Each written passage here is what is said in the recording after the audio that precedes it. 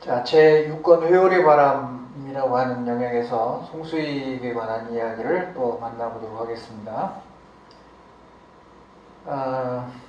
제6권에서 이제 송수익이 대종교를 믿는 걸로 이제 나오게 됩니다. 사실은 우리나라의 독립지사들의 대부분이 다 대종교를 믿었습니다. 송수익도 그런 측면에서 독립지사들이 우리가 알고 있는 김자진도 마찬가지고요. 많은 그 유명한 분들은 대부분 다 대종교를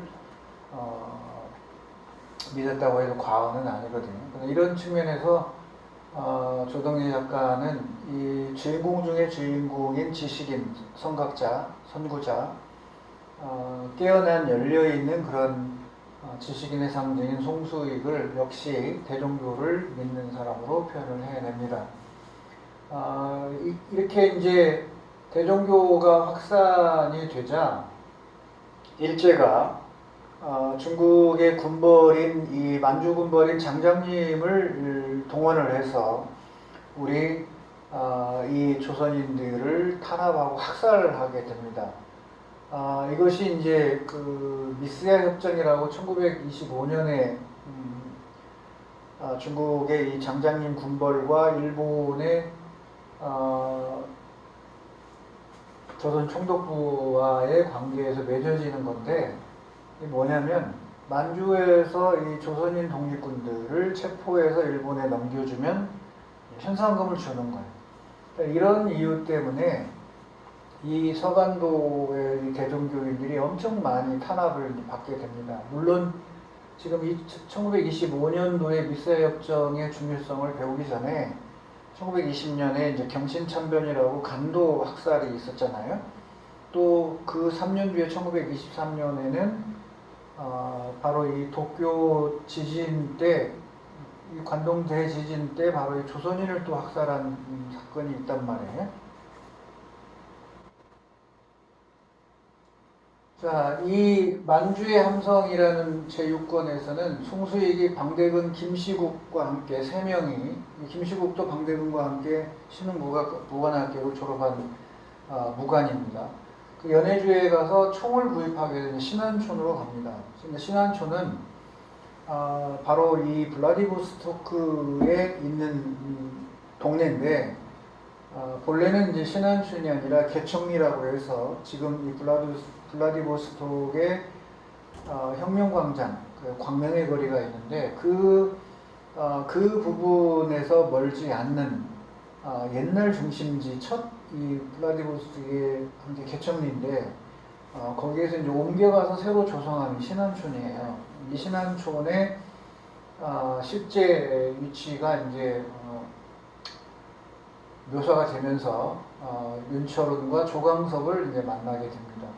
그래서 이때 러시아의 적군과 백군의 전쟁에서 백군들이 이제 총을 팔아치우는 장면이 나오는데 이 시기, 그러니까 1917년 볼셰비키 혁명이 일어나고 18년부터 22년까지 러시아는 내전을 치르게 돼요. 적군과 백군, 또 유럽의 간섭군 연합에서.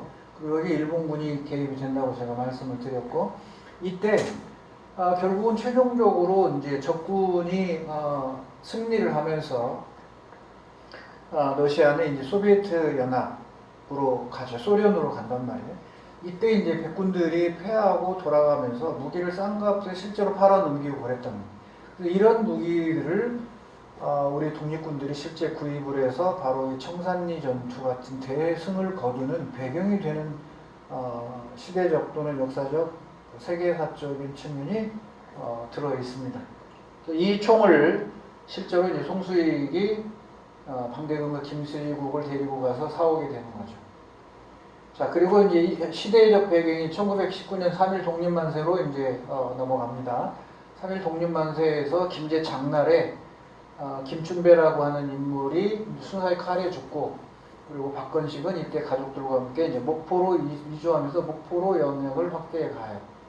여기가 연변에 화룡에 있는 대종교 3중사 묘역입니다.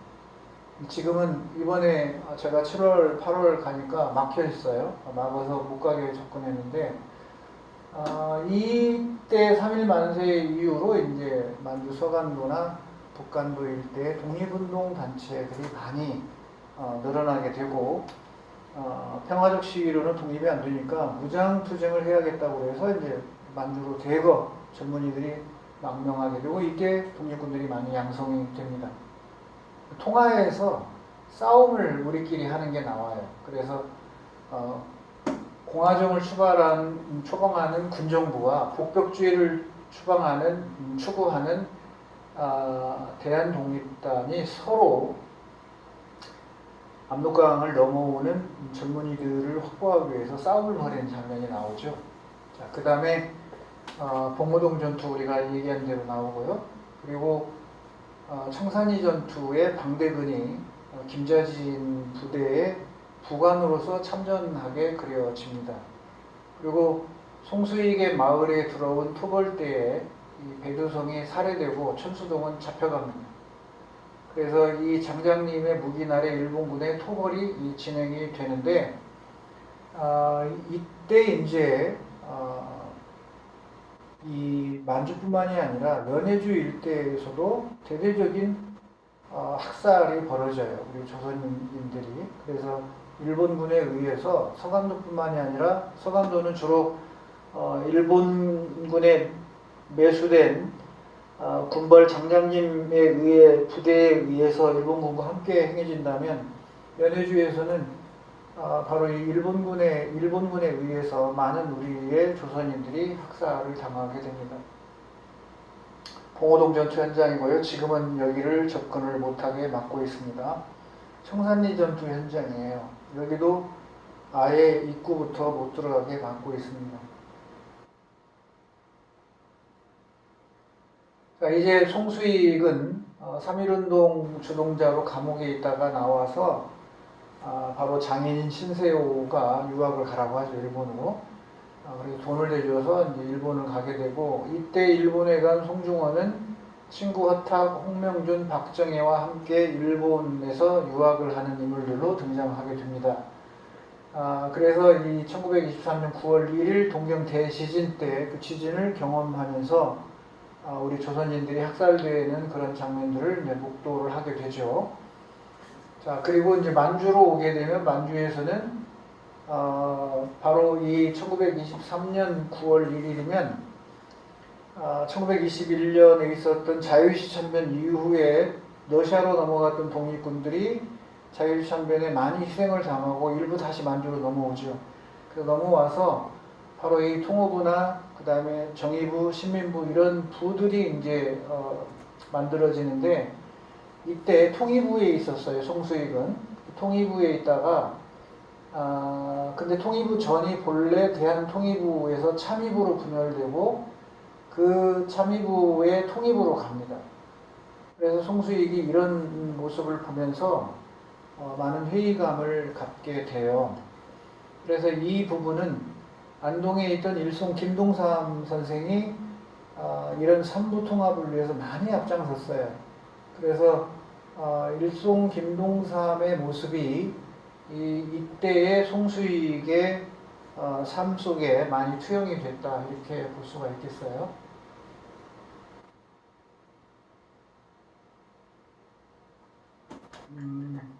소설 나리랑이라고 하는 작품 속에서 송수익의 모습이 따뜻하고 인간적인 모습으로 그려지는 부분이 나오는데, 바로 이 1925년 결혼한 지 30년, 그러면 결혼은 1895년에 했고 고향을 떠나온 지 15년, 1910년에 떠났으니까 15년 만이니까 1925년이라고 하는 걸 제가 찾아낸 거예요. 그래서 이 1925년에 바로 부인 안 씨에게 편지를 보내는 장면이 나오죠. 그때 호박 반지를 구해서 보내면서 눈물로 편지를 쓰는 장면이 나옵니다. 자, 그리고 이때 이제 송수익이 동네에 살고 있었던 그 옆 동네 밀장 하서방이 밀고를 해서 천수동의 아내인 솜리댁 그리고 방수국이 밀정에 의해서 납치됩니다. 솜리댁은 송수익의 가명이 김동수인데 그 김동수의 본명이 송수익이라고 하는 것을 솜리댁이 이제 발설하죠. 그리고 나서 솜리댁은 살해를 당하고 수국이는 또 역시 이제 잡혔지만 앞서 양치성이를 용정에서 명동촌까지 걸어갔다 오면서 양치성이를 어떻게 죽일 것인가를 생각하는 장면이 있어서 한번 이제 담력이 생겼어요. 양치성을 칼로 찔렀었기 때문에. 그러고 나서 또 다시 양치성이 보낸 이런 밀정에 의해서 이제 체포되자 수국이는 자기 몸을 허락하고 그러고 나서 주목호를 죽이고 탈출을 합니다. 이게 명동천 가는 길인데 이 사진에서 앞쪽이 바로 명동천이고 저 멀리 보이는 쪽이 용정 쪽이에요. 수국이가 이 길을 걸으면서 양치성이를 어떻게 죽일 것인가를 고민하는 장면이 소설 아리랑 속에서 자세하게 묘사가 되어지죠.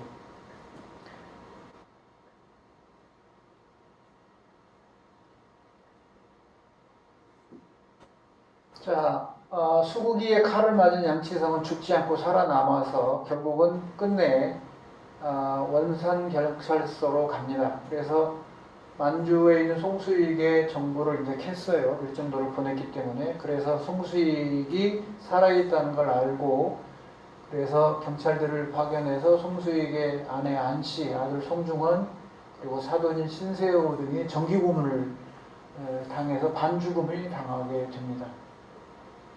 자, 이후에 이제 송수익은 지삼출과 함께 길림성으로 옮겨서 길림성 땅을 저렴한 가격으로 이제 빌려서 사용하게 돼요. 그래서 나이 든 대원들이 안정된 삶을 살 수 있도록 신흥무관학교를 졸업했거나 이런 사람들이 또 달리 갈 데가 없으니까 이런 터전을 마련해서 독립마을을 건설해서 살게 하죠. 그런데 이거는 실제 했던 일송 김동삼 선생이 바로 운영했던 팔리초 농장이에요. 그래서 이 팔리초 농장이 청산리 전투가 벌어지기 전까지 운영을 했다가 같이 이제 이동하면서 신흥무관학교 졸업생들과 함께 이동을 해서 청산리 전투에 참여하게 됩니다. 그래서 실제 했던 김동삼의 실제 역사를 사실은 빗대어서 만들었다고 제가 보여지는데,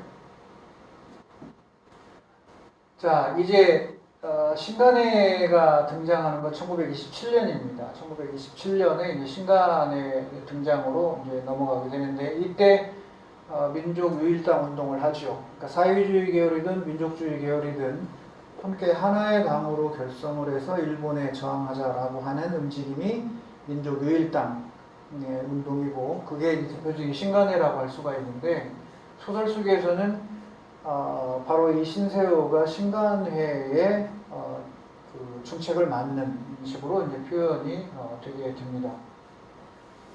그 다음에 이제 송중원 동생이 송가원, 즉 송수익의 둘째 아들이 송가원인데 이 송가원이 이제 퇴학 처분을 당해요. 동맹휴학을 벌이다가 그리고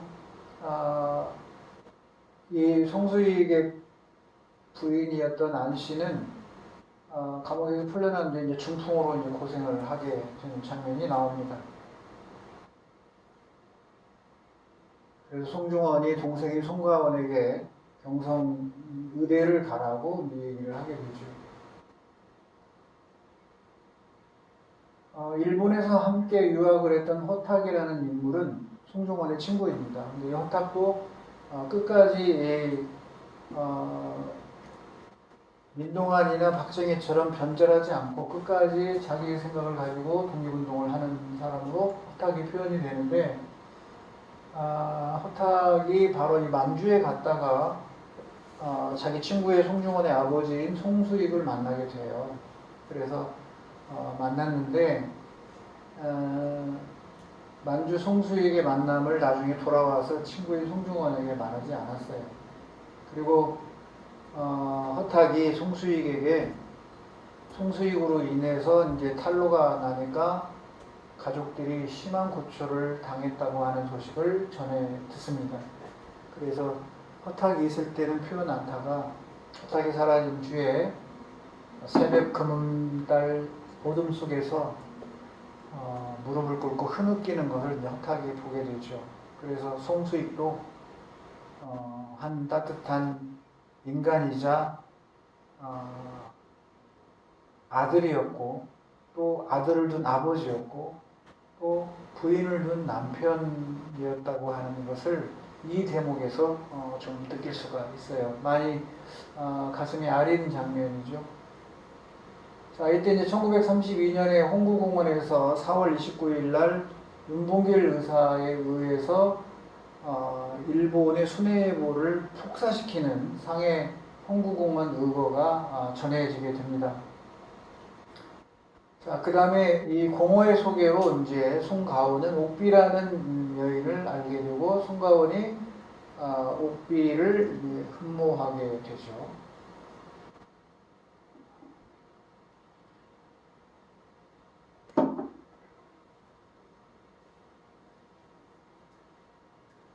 같은 이 경기편야의 만석군이었던 민동환은 잡지사를 운영하면서 송중원에게 편집장을 부탁합니다. 그런데 이 민동환이 송중원에게 이제 편집장을 부탁을 하면서 송중원이 편집장을 맡게 돼요. 훗날 민동환이 이제 친일로 돌아서니까 송중원이 떠나서 시골로 돌아가서 이제 농사를 짓게 되고요. 자, 이러는 와중에 1931년 일제가 바로 이 심양 봉천 부분에 있었던 역을 이제 폭파시키면서 만주 침략을 일으킵니다. 그래서 이 만주 침략이 되면서 1년 있다가 1932년에는 만주 괴뢰국이 생기죠.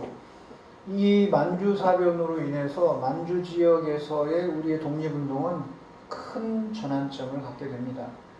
대부분이 이제 싸우지 못하고 만주에서 중국 내륙으로 이제 이동해 가는 거거든요. 그래서 이 만주가 공백이 될 뻔했지만 사실은 1907년부터 신민회부터 1919년 3.1 독립만세에서 1920년 봉오동 천상리 전투까지는 이어지는 거예요. 신민회, 신흥무관학교, 그리고 청산리 전투까지는 한 세트입니다. 그래서 1900년대에서 1910년, 1920년까지 우리 독립운동의 꽃이 하나에 피었다고 하면 1920년에서 1931년 만주사변 전까지는 이 독립부대들이 이합집산을 하면서 뭐 삼부 통합을 하거나 그래서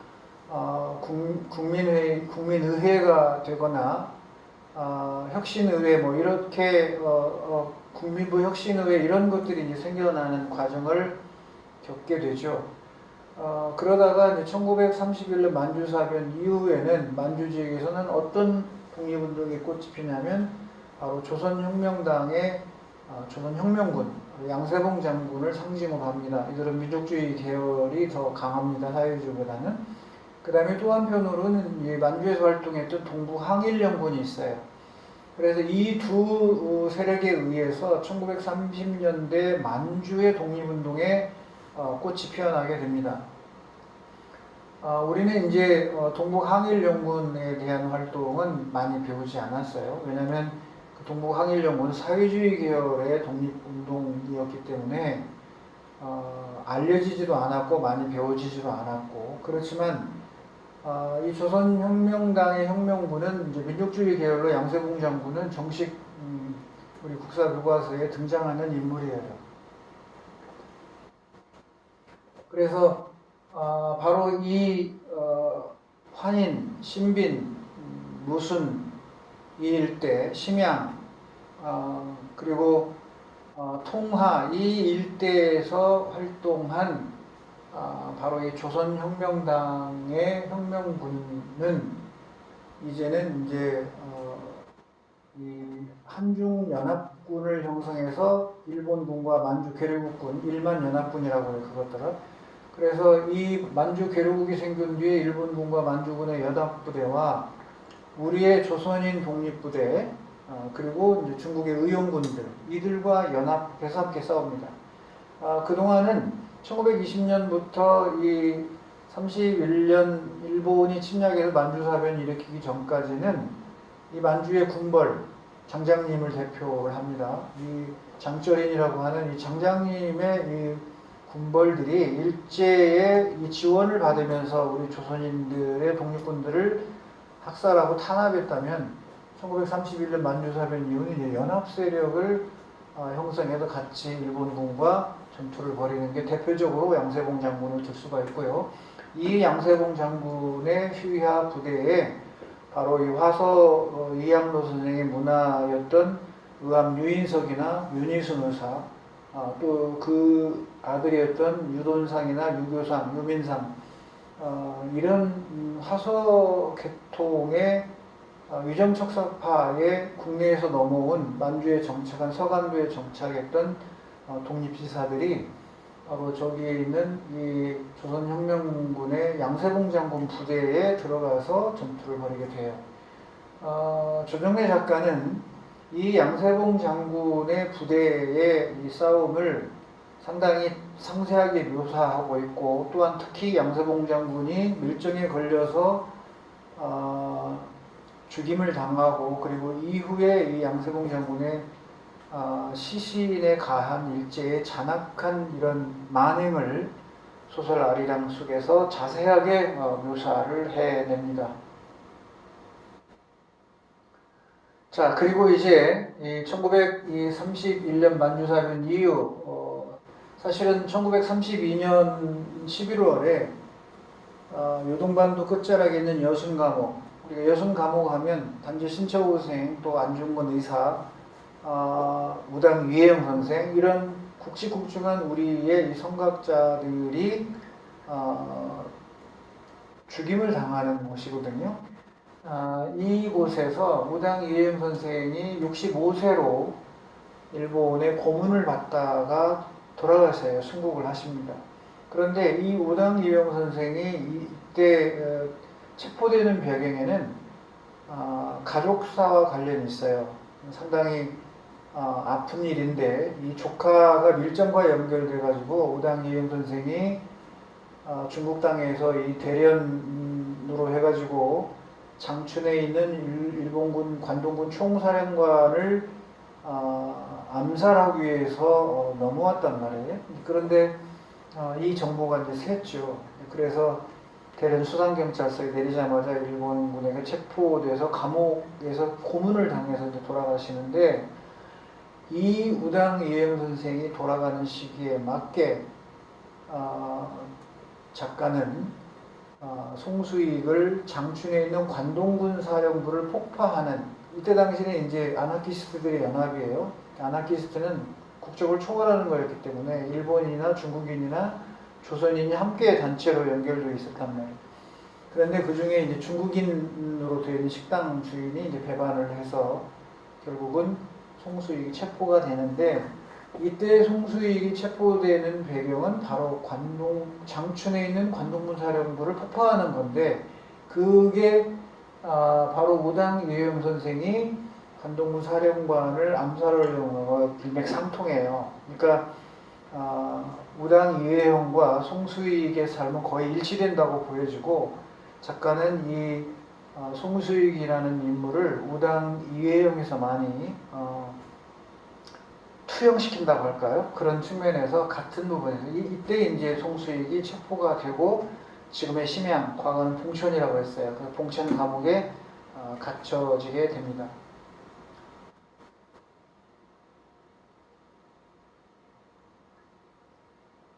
이 중에서 노병갑이라고 하는 독립지사가 있는데, 방대근하고 함께 신흥무관학교를 졸업했는데, 결국 노병갑은 나중에 탄압을 견디지 못하고 어쩔 수 없이 이제 일본에 투항하게 됩니다. 그러자 방대근이 이제 노병갑을 죽이게 되는데, 어쨌든 그 한쪽이 그렇게 흘러가고 송가원이 둘째 아들, 송수익의 둘째 아들이 결혼 문제로 이제 고민하고 있을 때 박정희, 민동환 둘 다 같이 자기 동생과 결혼시키려고 하지만 송가원은 옥비에게 마음이 있었어요. 그런데 박정희가 파놓은 함정에 걸려서 박정희의 동생인 박미와 결혼을 하게 됩니다. 진정성이 없는 진실성이 결여된 결혼을 하고 끝내는 물론 깨지게 되죠. 양세봉 장군이 순국하는 장면 나오고요. 그리고 노병갑이 일본군에 투항하는 장면 나오고 송가원이 아버지를 찾아서 만주로 이동해 갑니다.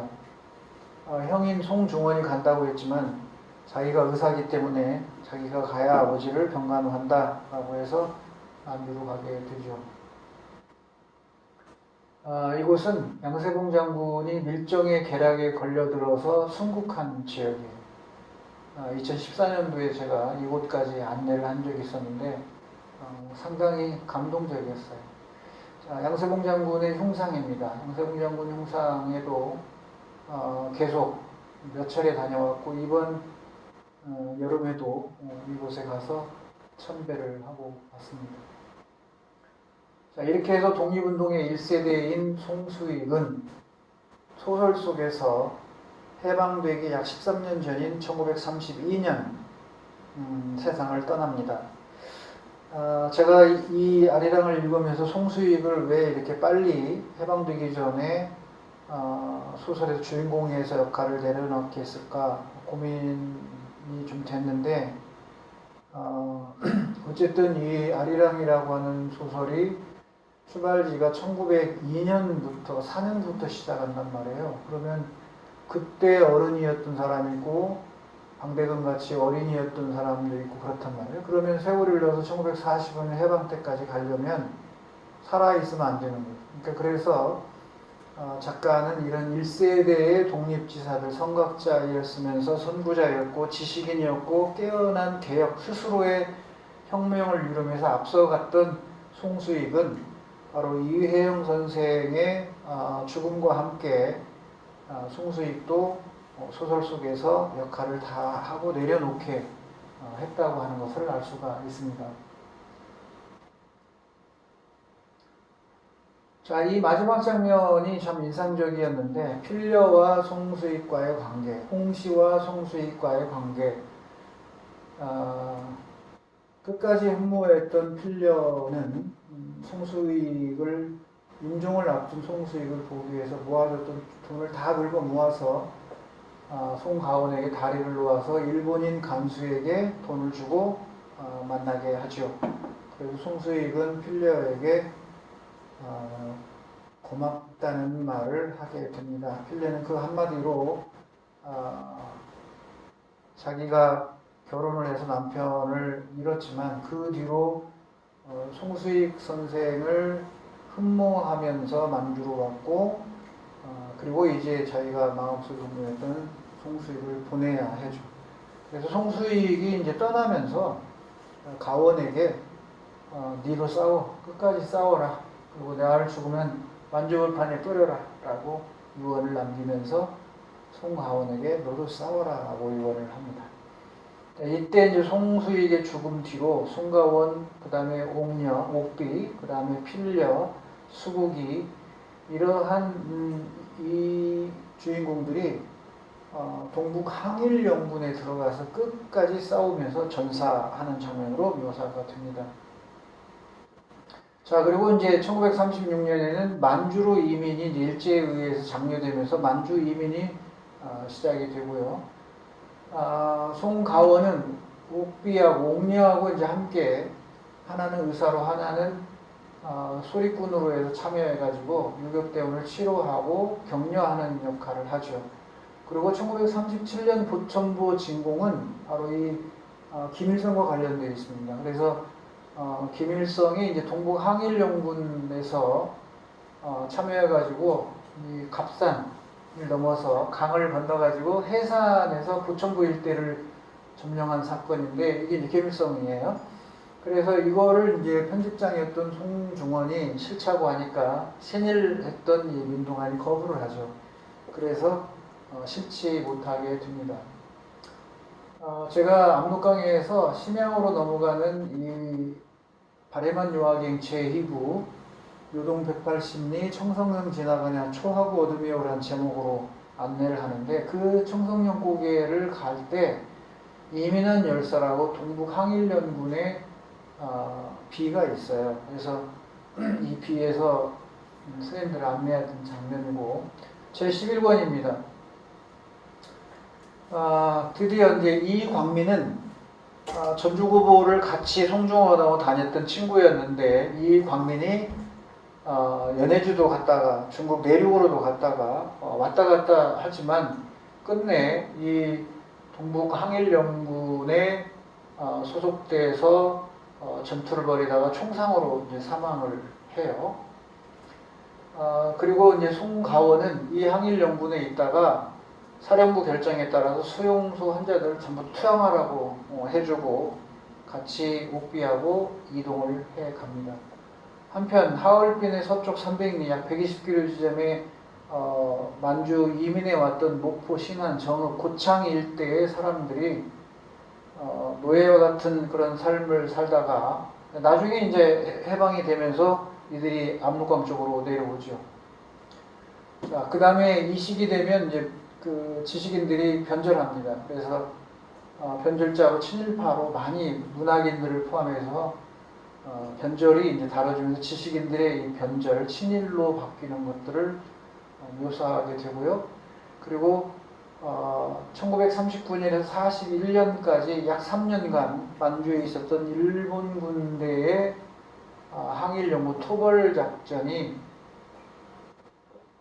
이루어지는 게 묘사됩니다. 이 과정 속에서 필려라든지 수국이라든지 또 만주로 왔던 오삼봉이라든지 방대근이라든지 이러한 김제에 터반을 두었던 인물들이 이 항일연군에 들어와서 저항하는 면으로 기술이 됩니다.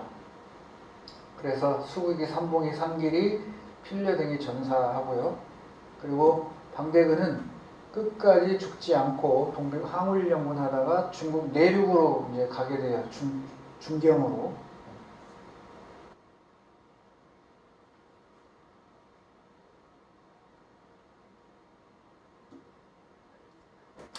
만주에서 싸우던 동북 항일연군의 의사 송가원과 부인 옥비는 만주에서 살아남은 뒤에 바로 이 방대근과 함께 중경으로 이동해 갑니다. 중경에 가서 딸을 낳죠.